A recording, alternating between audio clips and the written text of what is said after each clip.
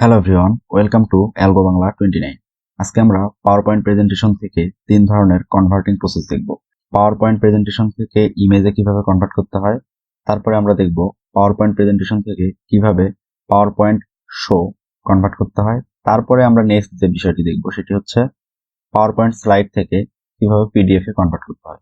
তো step by step আমরা এই 3টি কনভার্টিং প্রসেস দেখব। তো চলুন শুরু করা যাক। তো আমি প্রথমে একটি আমার পাওয়ার পয়েন্ট প্রেজেন্টেশনের স্লাইডগুলো ওপেন করে নিয়েছি। তো এখন আমি যদি পাওয়ার পয়েন্ট প্রেজেন্টেশন থেকে আমি হচ্ছে ইমেজে কনভার্ট করতে চাই, তাহলে আমাকে প্রথমে ফাইলে আসতে হবে। ফাইলে এসে আমি এখানে সেভ অ্যাজে ক্লিক করব। তারপরে আমি আমার হচ্ছে এই ফাইলটির লোকেশন সেট করার জন্য ব্রাউজে যাব। ব্রাউজে গিয়ে আমি এখানে প্রথমে হচ্ছে যদি নাম দিই যে কনভার্ট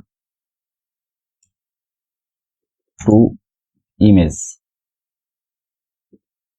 দিলাম। এখন আমি এখানে আসবো হচ্ছে এই সেভ অ্যাজ টাইপ, মানে আমি ফাইলটি কোন টাইপের সেটা আমি সিলেক্ট করব। তো আমি যদি হচ্ছে ইমেজ আমি যদি হচ্ছে এই পাওয়ার পয়েন্ট স্লাইডটি ইমেজে কনভার্ট করতে চাই, তো সেক্ষেত্রে আমাকে এখানে আসতে হবে হচ্ছে এই দেখতে পাচ্ছেন এখানে জেপিইজি ফাইল ইন্টারচেঞ্জ ফরম্যাট। তো এখানে ক্লিক করে দিব। দেন আমি হচ্ছে এই ফাইলটি আমি রাখবো হচ্ছে ডেস্কটপে। ডেস্কটপ সিলেক্ট করে দিলাম। তো আমার ফাইলটির নাম হবে হচ্ছে কনভার্ট টু ইমেজ। তারপর আমি এখানে সেভে ক্লিক করব। নতুন একটি আমার কি বক্স আসবে। এখানে আমার অল স্লাইডস, আমি যদি জাস্ট ওয়ান, মানে আমার প্রথম যে স্লাইড আছে সেটা যদি আমি হচ্ছে শুধু ইমেজ আকারে কনভার্ট করতে চাই, তাহলে আমার হচ্ছে জাস্ট দিস ওয়ান দিব। আর যদি সবগুলো স্লাইডস আমি হচ্ছে এক্সপোর্ট করতে চাই অথবা ইমেজে কনভার্ট করতে চাই, তাহলে আমার অল স্লাইডস দিতে হবে। তো আমি অল স্লাইডস দেখিয়ে দিচ্ছি। তো এখানে ক্লিক করলাম, তারপর আবার একটা পারমিশন যাবে। এখানে আমি ওকে করে দিব। ই slides in your presentation has been saved as separate file in the folder. তো একটা ফোল্ডার ক্রিয়েট হবে কোন লোকেশনে, এই যে ইউজার্স এএসপি ডেস্কটপ, এই যে এখানে কনভার্ট টু ইমেজ আমি যে লোকেশন দিয়েছি সেই লোকেশনে একটা ফাইল ক্রিয়েট হবে। সেই ফাইলের ভিতরে আমার হচ্ছে যতগুলো স্লাইড আছে সবগুলো স্লাইড ইমেজ আকারে ইন্ডিভিজুয়ালি কি হবে, সেভ হবে। তো ওকে করে দিলাম। তো এখন আমরা একটু দেখে আসি যে আমাদের ফাইলটি সেভ হয়ে গিয়েছে কিনা। এই যে ডেস্কটপে আসলাম, এই যে দেখতে পাচ্ছেন কনভার্ট টু ইমেজ। তো আমি এখানে যদি ক্লিক করি, এই যে দেখেন আমার হচ্ছে এখানে 5টা স্লাইড ছিল। এই যে 6টা স্লাইড ছিল আমার এখানে দেখেন। তো 6টা স্লাইড ছিল। এখন হচ্ছে আমি যদি এখানে আসি, দেখেন এখানে আমার 6টা স্লাইড চলে আসছে। এই যে 6টা স্লাইড 6টা আলাদা আলাদা পিকচারে এখানে চলে আসছে জেপিইজি ফরম্যাটে। এই গেল হচ্ছে আমাদের প্রেজেন্টেশন স্লাইড থেকে ইমেজে কনভার্ট করার প্রসেস। এরপরে আমরা আসবো হচ্ছে প্রেজেন্টেশন স্লাইড থেকে আমরা হচ্ছে পাওয়ার পয়েন্ট শোতে কনভার্ট করব। যেটা হচ্ছে যে মানে পাওয়ার পয়েন্ট ফরম্যাটে আপনাকে শো করবে স্লাইডস ফরম্যাটে, কিন্তু আপনি কোনো এডিট করতে পারবেন না। এটা হচ্ছে পাওয়ার পয়েন্ট শো। তো তার জন্য আমাদেরকে আবারও ফাইলে যেতে হবে। ফাইলে গিয়ে আমরা সেভ এজে আসবো। সেভ এজে এসে ব্রাউজে এসে আমরা কি করব, লোকেশন সেট করে দিব। আমি ডেস্কটপে আবারও রাখবো। তো এখানে আমি দিব হচ্ছে PowerPoint show. Power point show দিলাম। এখন আমি এখানে হচ্ছে পাওয়ার পয়েন্ট শো করার জন্য যেখানে পাওয়ার পয়েন্ট শো দেখতে পাচ্ছেন, এখানে আমি ফাইল টাইপ সেট করে দিব পাওয়ার পয়েন্ট শো। দেন আমি হচ্ছে এখানে সেভে ক্লিক করে দিব।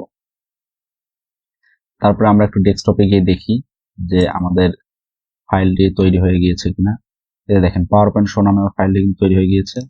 আমি যদি ডাবল ক্লিক করি,